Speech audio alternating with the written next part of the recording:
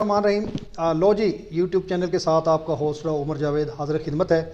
آج کے talk show میں میرے ساتھ موجود ہیں سینئر وکیل دنیا پور بار کے سابق صدر بھی ہیں، assistant advocate general high court بھی رہ چکے ہیں، میاں محمد اکبر۔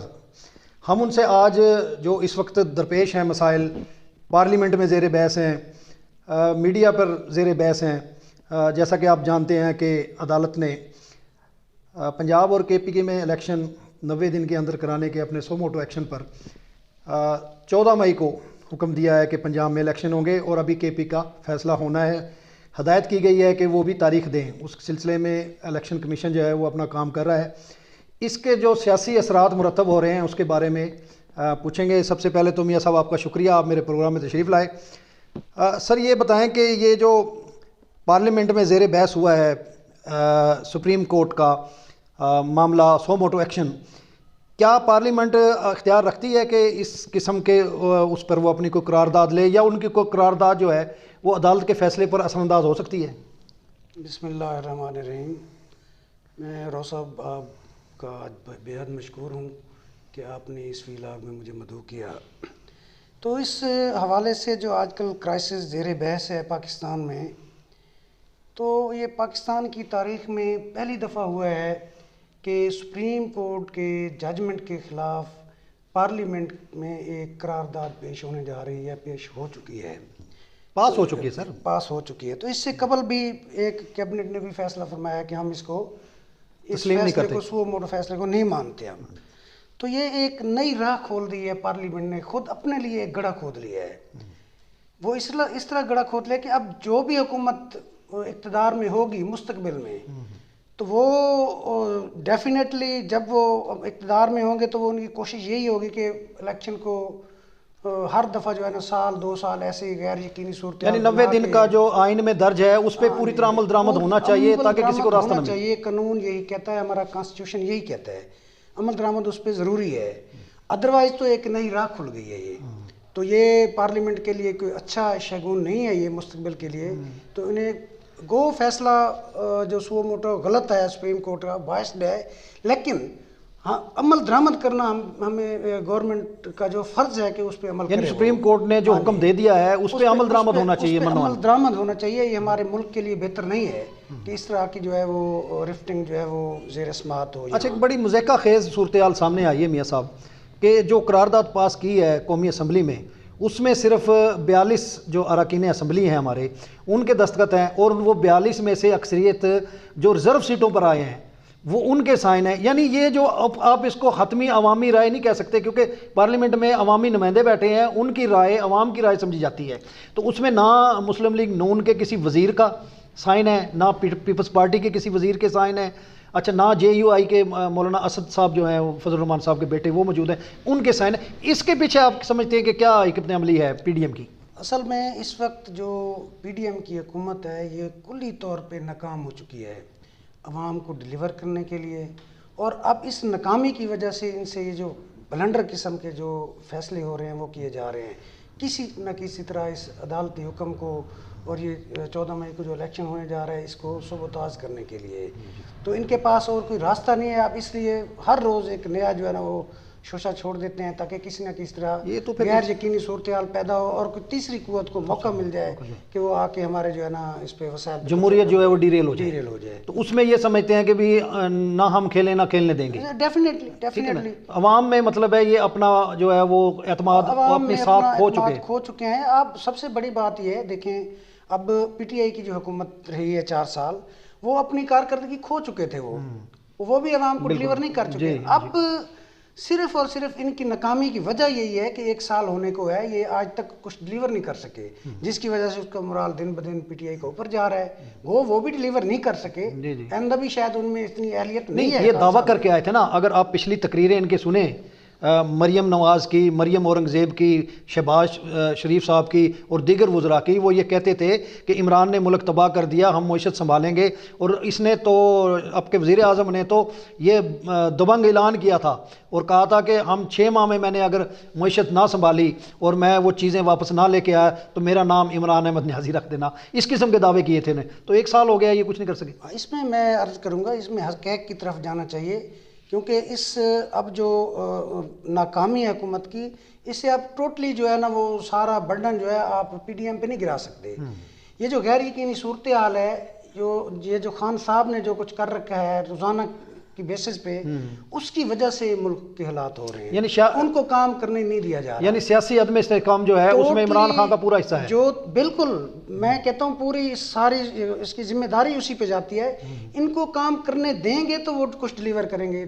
دن بدن وہ کوئی نہ کوئی نیا شو چھوڑ دیتا ہے. نہیں وہ تو جس سے ڈنڈے پاکستانی یہ معیشت سب وہ تو ڈنڈے کے زور پہ دبا رہے ہیں نا. پرچے ہو رہے ہیں ایک ایک بندے کے دن میں 15 ایک بندے پہ پرچے ہو رہے ہیں. آپ میری ذرا گزارشات سنیں گے. وہ بات آپ کی ٹھیک ہے، یہ بھی غلط کر رہے ہیں، لیکن جو اس وقت مہنگائی اور یہ غیر یقینی صورتحال ہے، اس کا میں ٹوٹل ذمہ دار عمران خان کو سمجھتا ہوں. اس کی وجہ کیا ہے؟ وجہ یہ ہے کہ اس گورنمنٹ جیسے آ گئی تھی یہ غلط طریقے سے آئی ہے، لیکن آئینی طریقے سے آئی. اس کو عدالت کے حکم پہ آئی، سو موٹو کی اس پہ آئی ہے. اس کو کام کرنے دیتے. سال تھا، 1.5 سال تھا، جو ٹائم ہے اکتوبر میں ہے یا جو جتنا بھی اسمبلی کا ٹائم تھا، اس پہ ان کو یعنی عمران خان کو اسمبلیاں نہیں توڑنی چاہیے تھی. وہ ان کو دیکھتے بھی یہ کیا کرتے ہیں، اور جب وقت آتا مقررہ اس پہ جو ہے وہ قومی الیکشن ہو جاتے ہیں. آپ دیکھیں اس کی نااہلی کی انتہا دیکھیں کہ 2 اسمبلیاں اس کے پاس تھیں. جی جی 2 اسمبلیاں جو 2 حکومتیں 2 صوبوں کی حکومتیں ان کے پاس. ادروائز تو پورے پاکستان سوائے قومی اسمبلی کے گلگت بلتستان ہے، آزاد کشمیر ہے، کے پی کے ہے، ان میں حکومتیں تھیں ان کی. صحیح. اور مقصد ٹوٹل کلہم اختیارات اس کے پاس تھے. ایک وفاق اس وقت یہ سارے نعرے لگاتے تھے کہ یہ 20 کلومیٹر کی ان کی حکومت ہے. جی جی. تو کیا ضرورت پڑی تھی کہ ملک ہمارا اسی لیے بچا ہے کہ ہر روز اتنے جب کوئی جی چاہے اسمبلیاں توڑ کے الیکشن کروا لے. کیوں؟ وہ ڈلیور کرتے، اپنا کام کرنے دیتے. ان کو بڑے اچھے کام کر رہے تھے. پرویز الہی کی حکومت جو تھی پی ٹی آئی کی حکومت تھی اصل تو وہ بالکل بہترین جا رہی تھی. وہ کوئی ترقیاتی کام ہوتے کہ لوگوں کو روزگار ملتا. چلے اس نے غلط کام کر دیا، یہ الیکشن کرا دیتے جب انہوں نے 2 اسمبلیاں توڑی تھی. یہ اس کی وجہ ہے. ان کو چاہیے تھا. اب ہوا کیا ہے؟ اب ہوا یہ ہے کہ انہوں نے اپنی سیاسی ساکھ مکمل طور پہ خراب کر لی. کیوں خراب کر لی؟ کیونکہ ملک کو ایک ٹریک پہ چڑھانے کے لیے انہوں نے درست کچھ فیصلے کیے جو کہ فیصلے ان کی سیاسی موت تھی. وہ فیصلے ان کو کرنا پڑے کہ ملک کی معیشت کو بچانا. نہیں دوسری طرف سے میاں صاحب یہ کہا جا رہا ہے کہ انہوں نے جو حکومت لی ہے اپنے کیسز ختم کرنے کے لیے لی ہے، اور انہوں نے اپنی سیاست جو ہے وہ اپنی چمڑی بچانے کے لیے قربان کر دی. وہ اپنی جگہ، وہ معاملات ان کی اپنی جگہ ہے، لیکن ان کو اگر کام کرنے دیا جاتا تو شاید یہ کچھ ڈلیور کر جاتے. اس کی مثالیں ہیں کچھ. آپ سابقہ ادوار دیکھیں. سابقہ جو آپ کو یاد ہوگا پیپلز پارٹی کا دور تھا، اس وقت ہماری معیشت کہاں جا پہنچی تھی. ریلوے آپ کا ختم ہو چکا تھا، ایون کہ وابڈا، بجلی، گیس سب کچھ ختم ہو چکا. سارے ادارے تباہ ہو گئے. لیکن جو ہی یہ آئے تو انہوں نے ایسا ایسا جیسے انہیں موقع ملا ایسا ٹریک پہ لائے اور معیشت بالکل سر وہ بہترین. ایک طرف تو یہ ٹریک پہ لے آئے، دوسری طرف جو اتنے قرضے جو آج قرضوں کا حجم ہے وہ بھی تو اسی کا نتیجہ ہے نا. نہیں وہ اس کے بعد ہوا ہے. یہ قرضے لیے نا سر. ہوگا وہ تو سارے آئی ایم ایف سے جکڑے ہوئے ہیں. جی جی. وہ جتنی بھی حکومتیں آتی ہیں وہ کرنا پڑتا ہے، نہیں ادروائز ان کے پاس حل نہیں ہے کوئی. لیکن یہ جو پھر میں ایک دفعہ پھر کہوں گا کہ یہ سارا جو یعنی کہ مس کریڈٹ ہے یہ عمران خان. آپ اس کی ساری معاشی عدم استحکام کی، سیاسی عدم استحکام کی، اور جو اب آئینی بحران ہے، عدالتی بحران ہے، اس کا ذمہ دار آپ عمران خان کو میں اس کو سمجھتا ہوں. اس کی وجہ یہی ہے. وجہ یہ ہے کہ یہ آ گئے، اس سے موقع ملا 4 سال، وہ ڈلیور نہیں کر پایا. کسی نہ کسی طریقے سے کانسٹیٹیوشن کے تحت یہ حکومت ان کی آ گئی. اب اس کا کام یہ تھا، یہ خاموشی سے بیٹھتا، اپنی یعنی کہ پولیٹیکل ایکٹیویٹیز جاری رکھتا اور ان کو دیکھتے، ان کو سال 1.5 سال دیتے. سر آپ دوسری طرف دیکھیں نا، اب عوام عمران کے ساتھ کیوں ہیں؟ عوام کو بات سمجھ نہیں آ رہی. ڈیڑھ چال ہے عوام دیکھ رہی ہے مہنگائی. عوام کو نہیں پتا اصل کیا ہے.